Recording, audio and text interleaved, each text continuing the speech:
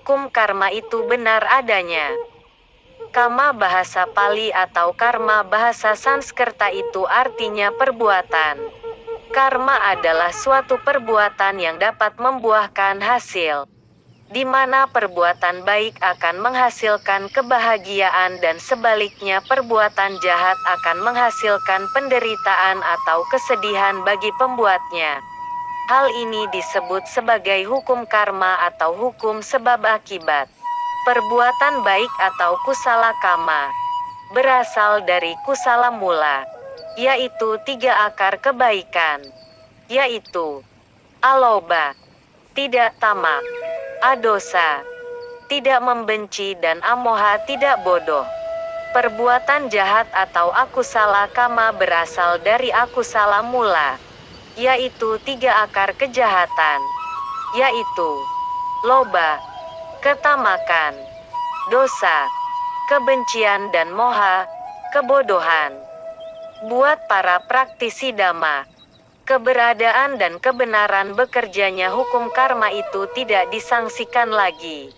Karena para praktisi Dhamma itu memiliki sada akan hal tersebut. Sada itu mirip dengan iman.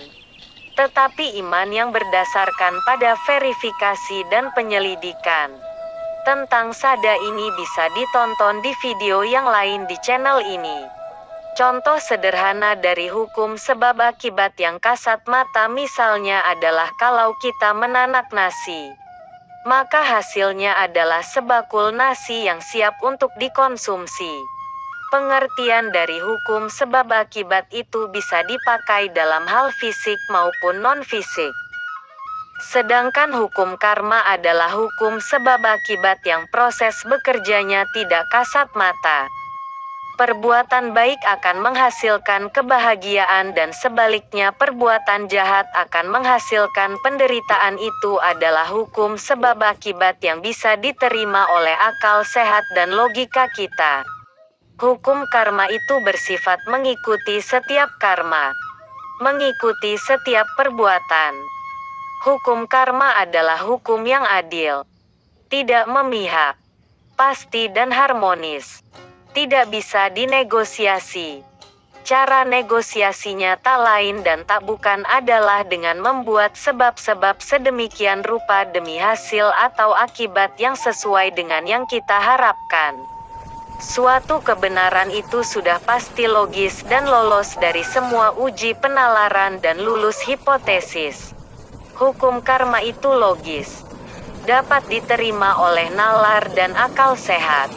Hukum karma itu lolos dari semua uji penalaran dan lulus hipotesis. Sehingga hukum karma itu adalah kebenaran dan benar adanya. Hukum karma itu boleh dipercaya, diyakini dan dipegang teguh kebenarannya. Hukum karma itu bekerja secara otomatis sesuai dengan hukum alam. Hukum karma adalah hukum alam itu sendiri. Hukum karma adalah merupakan salah satu dari 5 hukum universal alam semesta yang berlaku dan bekerja secara otomatis. Namun kalau mau dikatakan bahwa hukum universal alam semesta itu dikerjakan atau dikendalikan oleh Yang Maha Kuasa, ya silahkan saja. Atau jika dikatakan bahwa Yang Maha Kuasa itu adalah hukum universal alam semesta itu sendiri, ya silahkan juga. Yang terpenting untuk dipahami adalah bahwa hukum karma itu ada dan bekerjanya secara otomatis. Tidak perlu diperintah terlebih dahulu baru bekerja. Katakanlah Yang Maha Kuasa itu smart, bekerjanya otomatis, tidak manual. Yang paling penting lagi adalah bahwa hukum karma itu hendaknya dipahami seluk-beluknya, disikapi dengan baik dan benar keberadaannya oleh kita semua kalau mau selamat dunia dan selamat adi dunia. Semua pemeluk agama dan kepercayaan akan sukses sesuai dengan tujuan mereka beragama jika hukum karma itu dipegang teguh, dijadikan pedoman dan disikapi dengan baik dan benar dalam menapaki jalan agama. Sukses beragama sesuai dengan tujuan beragama adalah jika banyak berbuat baik yang dapat menghasilkan kebahagiaan dunia dan kebahagiaan adi dunia atau kebahagiaan setelah mati. Kebahagiaan setelah mati salah satunya adalah masuk surga. Surga adalah salah satu dari kelompok alam kehidupan yang bahagia. Masih tergolong dalam kebahagiaan inderawi. Surga atau alam dewa itu ada 6 tingkat. Di alam Brahma ada alam kebahagiaan non-inderawi. Neraka adalah alam penderitaan. Ada 16 tingkat.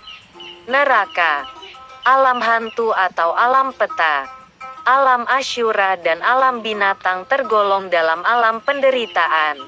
Disebut 4 alam kemerosotan, yang bukan alam kehidupan dan merupakan tujuan akhir dari rentetan kehidupan semua makhluk adalah nibbana bahasa palinya atau dalam bahasa Sanskerta disebut nirwana. Merealisasi nibbana adalah padam. Tidak akan lagi hidup di alam manapun di 31 kelompok alam kehidupan yang ada.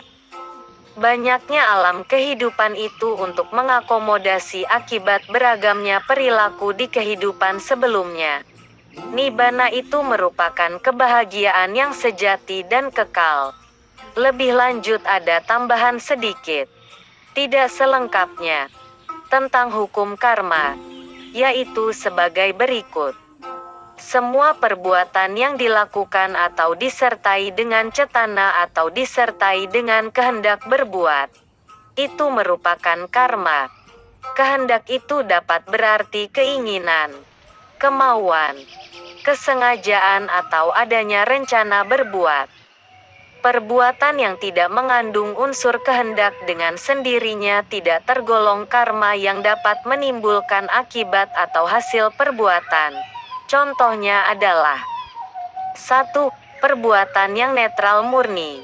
Misalnya duduk, berdiri, berjalan, tidur, melihat dan lain-lain menurut keadaan yang wajar. 2. Perbuatan-perbuatan yang kelihatan baik atau jahat, namun tidak disertai kehendak. Misal, waktu berjalan, ada semut yang terinjak dan mati. Misal, tanpa disadari, uangnya jatuh dan dipungut oleh seorang cacat yang amat memerlukan uang. Ini bukan karma, bukan perbuatan yang disertai dengan kehendak. Dari segi salurannya, karma itu dibedakan atas manokama, atau perbuatan pikiran, vacikama, atau perbuatan kata-kata dan kaya kama, atau perbuatan badan jasmani. Semua perbuatan akan menimbulkan akibat dan semua akibat akan memunculkan hasil perbuatan. Akibat perbuatan disebut kama vipaka, dan hasil perbuatan disebut kama pala. Demikianlah paparan singkat yang berjudul Hukum Karma Itu Benar Adanya. Semoga bermanfaat. Kepada Anda yang sudah menonton video ini hingga selesai diucapkan banyak terima kasih. Sampai bertemu kembali di video lain di channel ini. Di channel Herman Nuhadi di YouTube. Semoga Anda sehat walafiat, gemar berbuat kebajikan, bersemangat menjalani hidup dengan hati yang damai, dan senantiasa berbahagia. Wassalam.